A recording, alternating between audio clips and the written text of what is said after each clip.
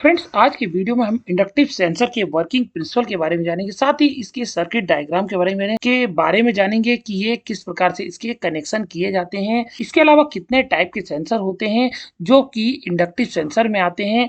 और इसके साथ ही दोस्तों, बहुत से लोगों को इंडक्टिव सेंसर को देखने के बाद नहीं समझ पाते कि इसकी रेंज क्या है, इसकी एप्लीकेशन क्या है और ये किस टाइप का है। इन सभी के बारे में इस वीडियो में बताऊंगा कि आप किस प्रकार से सेंसर को देख के पहचान सकते हैं कि किस प्रकार का और किस एप्लीकेशन में यूज होने वाला सेंसर है। दोस्तों, ये वीडियो बहुत ही इंटरेस्टेड होने वाला है क्योंकि इसमें मैं आपको बहुत ही डीपली इंडक्टिव सेंसर के बारे में बताऊंगा।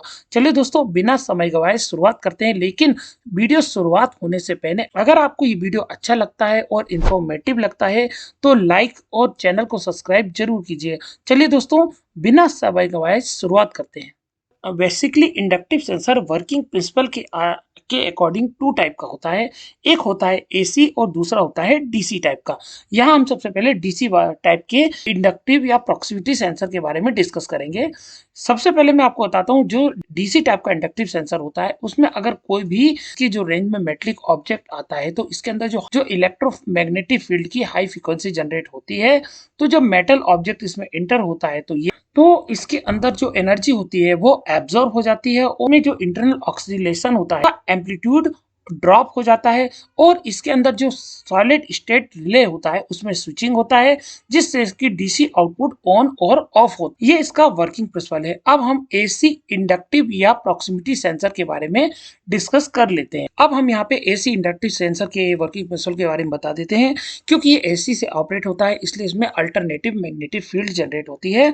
इसका जो हेड होता है इसके ऊपर एक कॉइल लगी होती है जिसमें कि ईडी करंट जनरेट होता है। जब कोई भी मेटल ऑब्जेक्ट इसके रेंज में आता है तो जो ईडी करंट है वो इसमें ड्रेन हो जाता है जिससे कि उसकी एनर्जी होती है जो करंट की फॉर्म में होती है वो ड्रेन हो जाती है। और ड्रेन होने के कारण इसके बाद इसके इंटरनल सर्किट में ट्रिगरिंग होती है जिससे आउटपुट स्टेट चेंज हो जाता है और स्विचिंग हो जाती है जिससे इसका आउटपुट स्टेज चेंज हो जाता है। जैसा कि दोस्तों, आप two wire AC inductive sensor को यहाँ पे देख रहे हैं, इसकी कंट्रोल वायरिंग किस प्रकार से की गई है। यहाँ पे लोड दिया हुआ है। जब इसके सामने कोई भी मेटल का ऑब्जेक्ट आता है तो उसमें जो करंट होता है वो ड्रॉप हो जाता है, उसके अकॉर्डिंग यहाँ पे स्विचिंग हो जाती है। सेम ऐसे यहाँ पे two wire DC inductive sensor की भी कंट्रोल वायरिंग यहाँ दी गई है। यहाँ पे रिले को एक सीरीज में लगाया गया है। जब इसमें वोल्टेज ड्रॉप होता है तो रिले ऑन हो जाता है। ये इसका पूरा प्रोसेस है जिसके अकॉर्डिंग ये पूरा वर्क करता है। इसके बाद आप यहाँ पीएनपी टाइप के इंडक्टिव सेंसर को देख रहे हैं। इसकी कंट्रोल वायरिंग किस प्रकार से दी गई है ये भी आप यहाँ पे देख सकते हैं कि यहाँ पे पीएनपी आउटपुट जो है वो पॉजिटिव निकल रहा है जिससे रिले ऑपरेट होता है। इसमें माइनस सीधा रिले में जाता है और इसके अकॉर्डिंग ये पूरा सिस्टम वर्क करता है। बहुत सी एप्लीकेशन में हमको माइनस आउटपुट की जरूरत होती है, मतलब सिंक आउटपुट की जरूरत होती है, तो वहां पे हम एनपीएन टाइप के सेंसर का यूज करते हैं।